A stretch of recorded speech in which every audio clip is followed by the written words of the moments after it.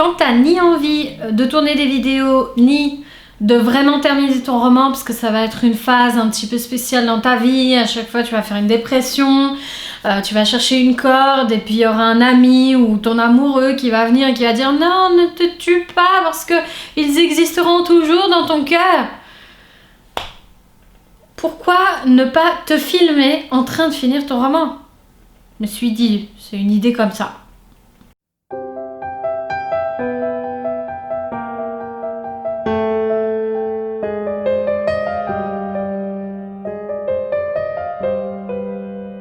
Chers amis des mots, bonjour. Je vous retrouve dans un tout nouveau format totalement improvisé, pas du tout préparé. Comme vous l'avez vu en petite intro, je vous fais un genre de vlog, je sais pas si on peut appeler ça comme ça.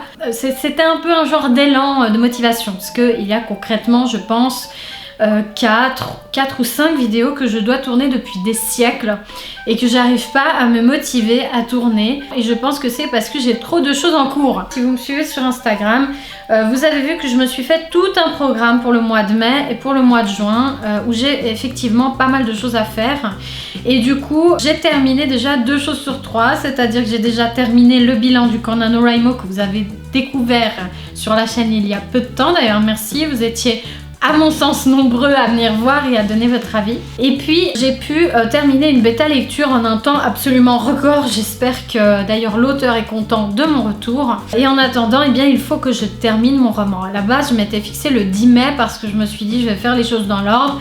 Et ça marche jamais en fait, ça marche jamais. Et donc je me suis dit que quitte à le terminer, autant que ce soit un petit peu d'une façon originale et qu'on le termine ensemble cet après-midi. Nous sommes donc le lundi 25 mai et j'aimerais terminer mon roman avec vous. Je suis installée à mon bureau, c'est un endroit que vous n'avez pas trop l'habitude de voir. Ici, là, mon ordi, là, ma gourde Quetch que j'ai toujours avec moi dehors, à l'intérieur, peu importe, c'est toujours très pratique. Plus pratique qu'un verre ou qu'une bouteille d'eau en plastique. Et puis je me suis munie de ma jolie petite bougie Light and Bubble. C'est une entreprise, je vous mettrai peut-être le lien en barre d'infos, qui fait des bougies, mais pas seulement. Ils font des shampoings, ils font des savons, ils font des trucs naturels, et c'est une entreprise suisse. J'aime beaucoup leurs produits d'une manière générale, mais là du coup elle est arrivée dans la box de printemps et je suis tombée en amour de cette bougie qui s'appelle Paradise, et donc je l'ai allumée pour écrire. Et je me suis avalé avant tout ça un demi-litre de tisane de mélisse parce que j'étais stressée de la reprise du boulot demain. Dans à peu près un quart d'heure, mon corps va me faire sentir que j'ai bu un demi-litre. Donc on verra, après je boirai principalement de l'eau. Tout ça pour vous dire qu'il n'y a qu'une seule chose que je ne vais pas partager avec vous, c'est le moment où je vais aller aux toilettes. Non, il y a quand même d'autres choses. C'est-à-dire que ça va être un petit peu spécial pour moi de tourner ça parce que je ne peux ni vous montrer mon plan, ce qui vous spoilerait complètement la fin de l'histoire, ni vous montrer vraiment le texte. Donc je vais essayer de faire une mise au point pour que ce soit flou. Que vous me voyez écrire quand même, mais sans évidemment pouvoir vraiment lire, parce que sinon vous ne prendrez pas mon livre le jour où il arrivera, puisque vous connaîtrez déjà la fin, n'est-ce pas? Voilà, je vais mettre un petit peu de musique que je vais pas forcément vous faire écouter, mais je vais vous mettre, j'imagine, des petits extraits par-ci par-là de moi en train d'écrire. Prenez-vous une petite boisson, écoutez la petite musique libre de droit que j'utiliserai de YouTube pour faire passer le temps. J'espère que j'arriverai à faire un genre de montage assez cool. Assez cool, j'ai pas non plus du matos de ouf, il n'y aura pas de contre-plongée, d'effets spéciaux absolument incroyables, c'est juste moi en train d'écrire, mais je me suis dit que me filmer, me sentir observée, ce qui est somme toute un peu louche, ça me motiverait à enfin mettre un point final à ce roman. Donc je vais faire en fait que ça cet après-midi, je vais filmer des petites tranches de 10 minutes, ce que mon appareil photo me permet de faire. Et puis on verra ce que ça donne. Je vous dirai peut-être un peu ce que ça m'a apporté à moi en fin de vidéo. Et puis je vous souhaite la bienvenue. J'espère que ce format vous plaît. On peut échanger juste en commentaire là-dessous. Si ce format vous plaît, eh bien peut-être que je recommencerai. Qui sait? Voilà. Alors à toutes.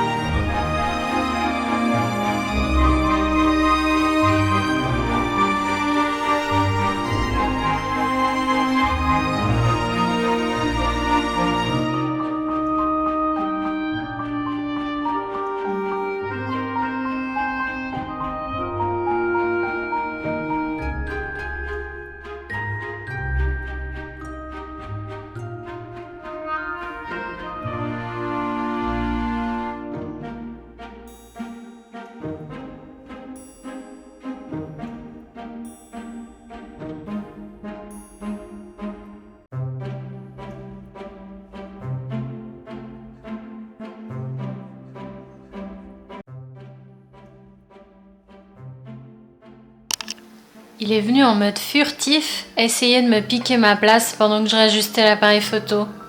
C'est pas un petit vicieux, ça?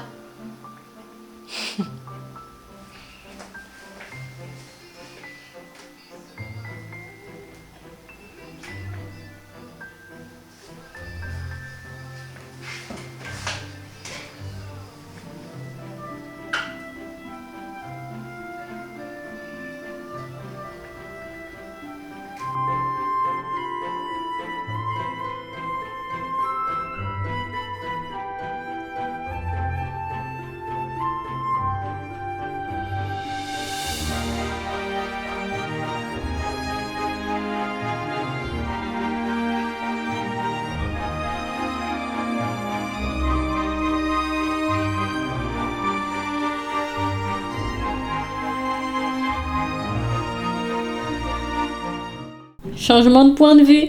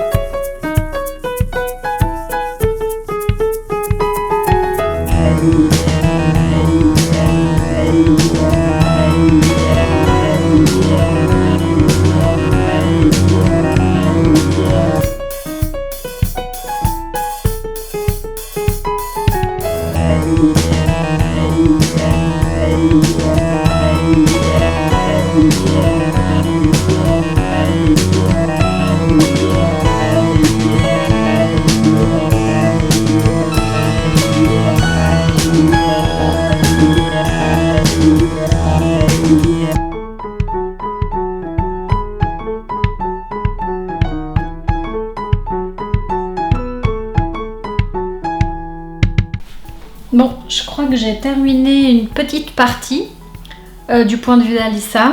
Je vais relire et puis le mettre en ligne sur Scribd, parce que c'est ce que je fais en général, c'est-à-dire que j'écris, je relis, et puis j'attends pas les avis avant d'avancer. Mais c'est vrai que c'est quelque chose qui me motive un peu, et des fois je suis en totale décrépitude devant mon chapitre, et puis je vais voir sur Scribd, et là souvent j'ai les avis de mes premières lectrices. D'une manière générale, c'est quand même plutôt des filles, et puis elles me mettent des commentaires hyper constructifs qui me permettent de trouver de l'élan, des réponses, et puis beaucoup de motivation. Donc je vais faire ça, je vais relire au calme, mettre ça sur Scribd et puis continuer.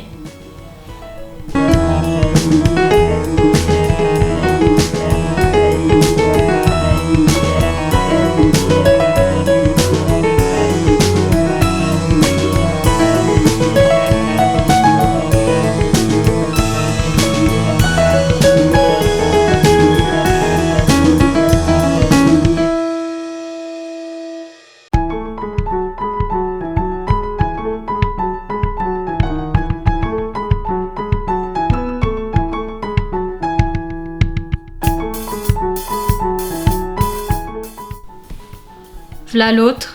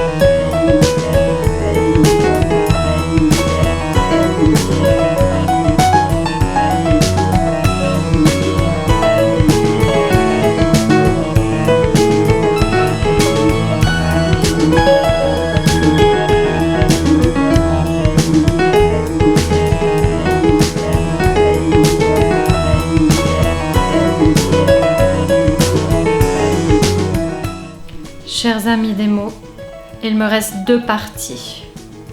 Si vous me suivez régulièrement, vous savez que les parties, ce sont des petits chapitres dans les chapitres puisque j'écris du point de vue des personnages. Donc il y a environ 4 points de vue réguliers, on va dire. Et il me reste 2 parties.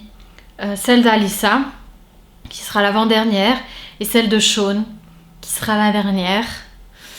Et après, ce que j'avais fait avec mon premier roman, Les Inséparables, c'est que j'avais terminé le roman et après la relecture, j'avais écrit un épilogue pour faire un lien justement avec ce roman-ci. Je ne sais pas si je ferai la même chose parce que Pas de veine pour toi, donc mon deuxième roman, est lié à 2 autres romans, donc à Les Inséparables qui est le premier.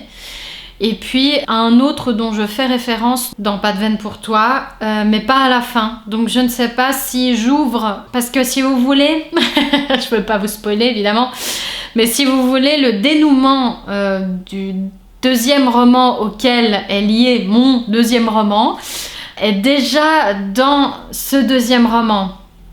Il est déjà fait en fait. Donc je ne peux pas ouvrir sur une éventuelle fausse suite ou une éventuelle potentielle suite, puisque le dénouement de ce roman-là, qui sera un roman policier, oui, je vais écrire du policier, oui, ou un thriller, je sais pas encore, mais un truc à suspense un peu pour faire languir les lecteurs. Le dénouement est déjà dedans, donc je ne sais pas s'il y aura un épilogue ou pas. La relecture en fait m'avait permis pour mon premier roman de savoir quelle ouverture je faisais pour la suite et enfin comment j'allais faire le lien en fait. Donc la relecture de celui-là me permettra certainement de déterminer si je fais un épilogue vraiment centré sur ce troisième roman, policier ou thriller, ou à suspense, ou si je fais pas d'épilogue. Je trouve ça toujours un petit peu triste. Et puis trotte quand même dans ma tête la possibilité d'un genre de, pas de spin-off, mais d'un genre de suite quand même. Non ? Non, je vais pas lancer cette info comme ça, là au bol, pas du tout préparé. Non, non, tu n'as rien entendu. Non. 2 parties, donc je vais finir. Je vais essayer de les écrire avec vous, bien que, comme je vous ai expliqué, mon appareil ne filme que des tranches de 10 minutes. Donc j'oublie en fait, là ça fait un petit moment que j'ai pas filmé, j'étais à fond dedans. Je ne sais pas si je vais vous oublier, en fait peut-être. Mais c'est pas grave, je vous retrouverai à la fin, complètement émotionnée. Comme j'avais fait un petit peu sur Instagram pour le premier, j'étais dans un état pas possible. Donc vous le verrez peut-être aussi sur YouTube. On se retrouve dans un petit moment. À toutes!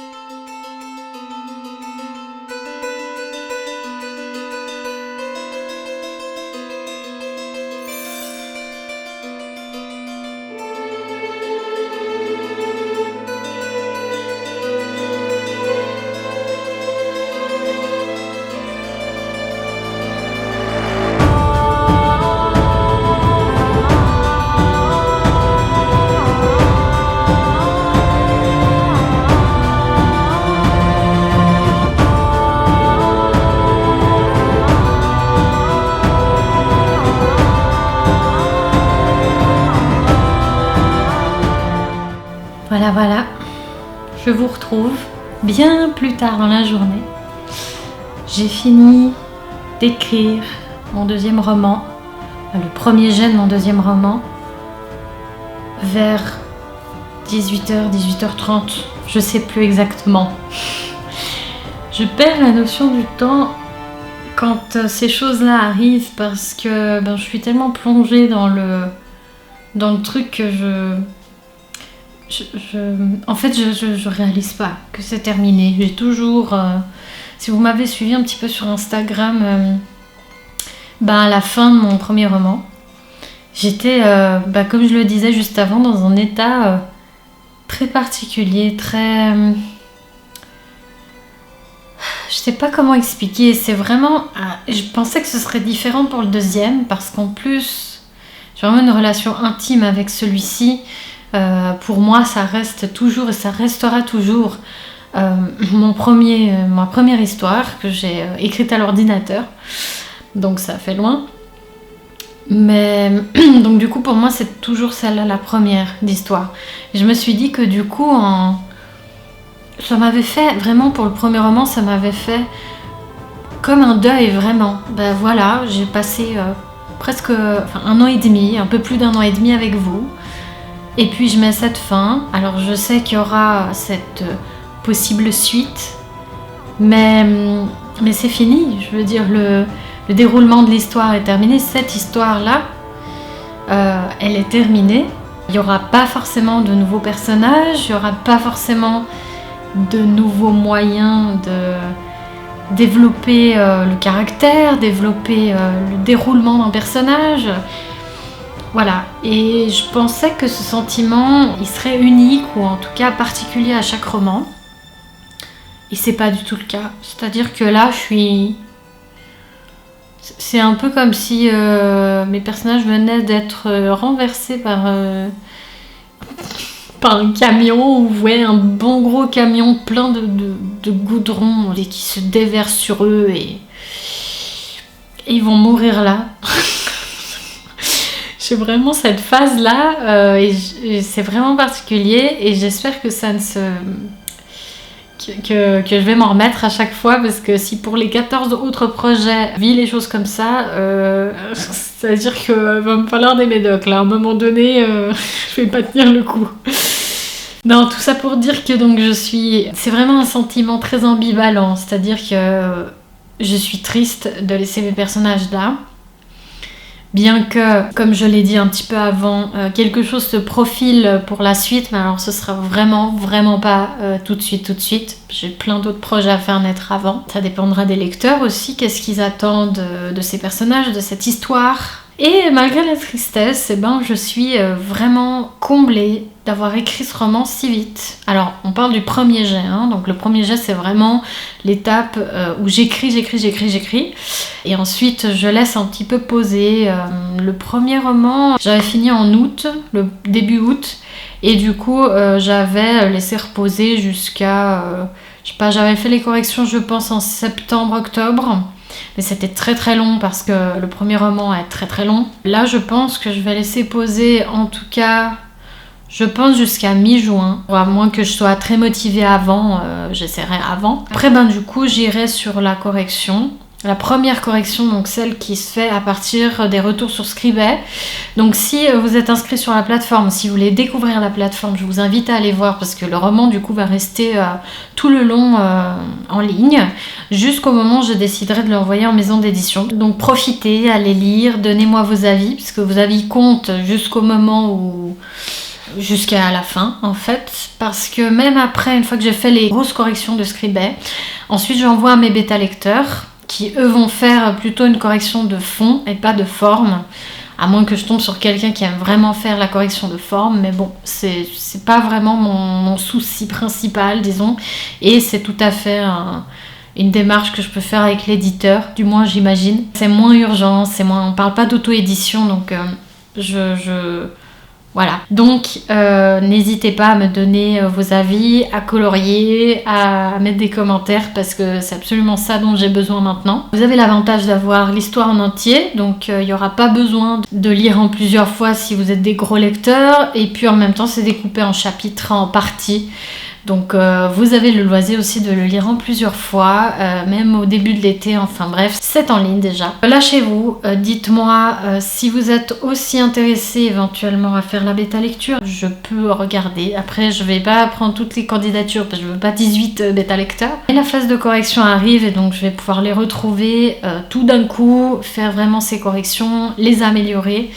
Donc c'est pas tout à fait la fin et j'ai la chance du coup d'avoir déjà vécu ça avec le premier roman et ça me permettra d'être vraiment connectée avec mes personnages, de rectifier leur langage, tout ça, donc c'est pas tout à fait la fin. C'est la fin de cette vidéo, je vous remercie de m'avoir suivi pour cette nouvelle expérience. C'était vraiment très particulier à vivre aujourd'hui parce que j'étais à fond dans l'écriture et en même temps j'avais envie de vous montrer un petit peu comment ça se passe, sans vous montrer les coulisses en détail.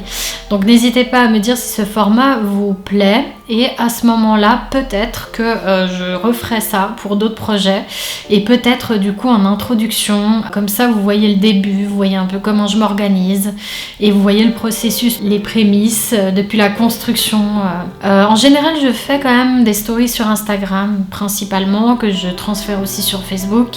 C'est beaucoup moins pratique pour moi de faire des vidéos pour YouTube, mais on peut tout à fait envisager quelque chose de pratique. Je peux repenser aussi un peu mon matériel et la façon de faire si c'est vraiment un format qui vous plaît beaucoup et que vous aimez regarder, commenter et auquel vous aimez réagir.